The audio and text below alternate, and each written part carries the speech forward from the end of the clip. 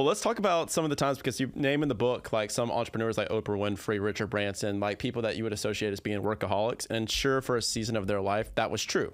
Like it got them there, but then they realized that they had to change how they were doing things and delegate and leverage through people. So now they were able to buy back their time. So I want to talk about your drip framework first, because I literally just did this exercise. It's the exercise I talked about in the video with my team.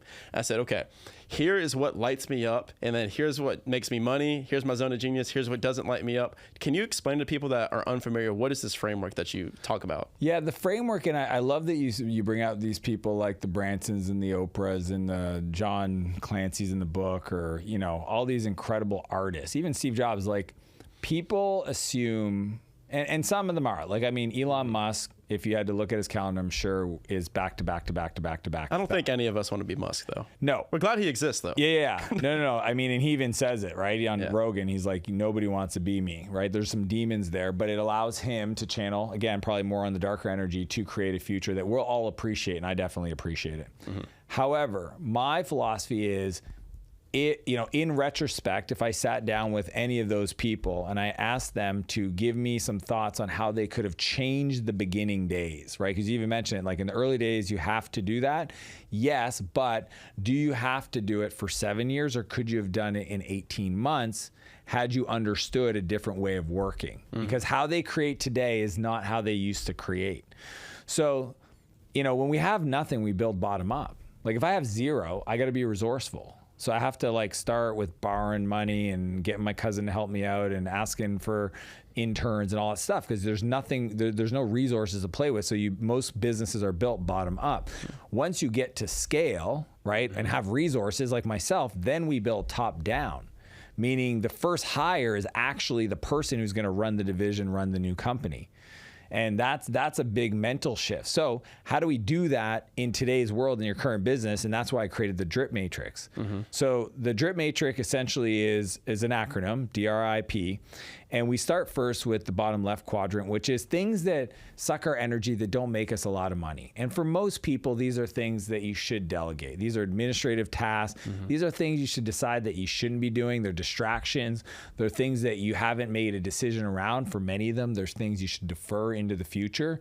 So that, when we think of like buying back our time, that first quadrant, super like low cost, easy to pull off, gets you time back in your calendar. Then virtual assistant. Yeah, virtual assistant, administrative task, part-time, somebody to come to your home, clean, do meal prep, that kind of stuff. Like essentially it's low cost to have somebody else support you so that you can get that time back to go work on things, which would be the next quadrant above it, which is R for replace.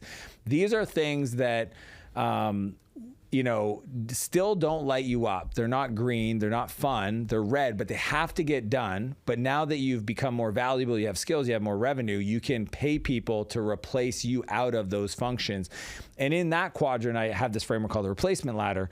And these are the 5 hires in sequence. If you're starting at 0, or if you're already at scale and you got to retool and come back, these are the 5. And I even talk specifically about the outcomes those 5 hires have to own and the order you do them. And the reason they're ordered in that way is because they're the lowest cost to invest in to buy back the most amount of your time. Correct. That's the game we're playing.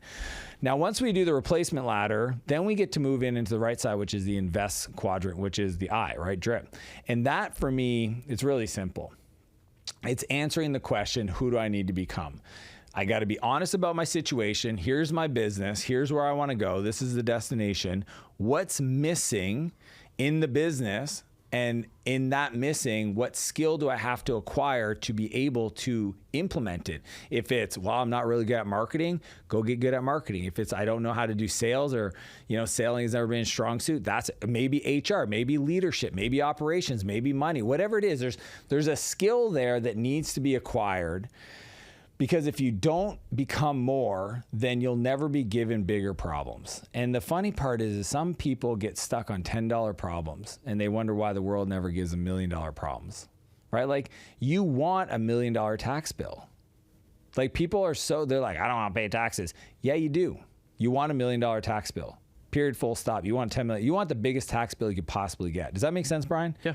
Like some people have a belief around money so much that they don't want to pay taxes, so much that they do so many stupid things with their finances to avoid paying taxes that they're literally majoring in minor things around their money that will never create the space for them to evolve into work on bigger strategic leverage deals because they're dinking around with dumb stuff like writing off their dog for their taxes. So we're going to leave that one there. But that's the invest skill of really asking yourself, what is the character traits I need to acquire? What are the discipline? What are the mindset beliefs that I have that are holding me back? Money mindset, people mindset. A lot of people, nobody else can do it as good as me. Yep. Guilty. Guess what? Yep. Well, you're right. You're like, literally, I believe you. And because of that, you will always be the only person that can do that thing. So you have one of two options. Either you work through that belief and get to a place where letting go doesn't give you anxiety and feel like pressure on your chest, or don't. And this is your complexity ceiling. And this is, I'll tell you what your life will look like in 3 years. The exact same. And we know these entrepreneurs, and sometimes they like shut the company down, start a new one. Dan, I'm sitting right here. Just to get, you're like, dude, why are you peering into my heart? But that to me is the invest quadrant. And if you work through the model and then you get to the P, which is produce, at that level, you literally get to wake up and look at your calendar, and everything in there are things you want to do, you've chosen to do, you get excited. See, people get burnt out because they're working on stuff that burns them out. Correct.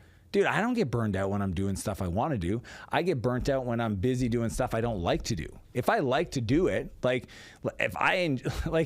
what if your job was doing the thing you love to do the most in the world? Are you going to get burned out? No. Exactly. So people sometimes are like, I need a break. I need a sabbatical. I got to take a week off. No, you just got to renegotiate what you're doing.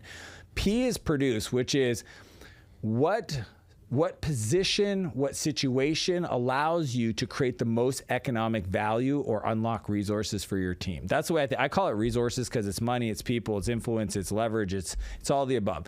But what position on the team in my company allows me to create the biggest unlock of resources for my team? Because here's the kicker.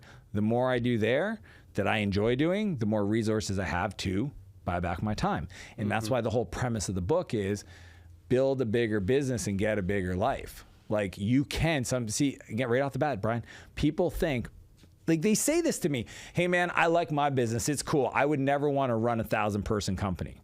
Oh yeah? Okay, let's talk about this. Sure.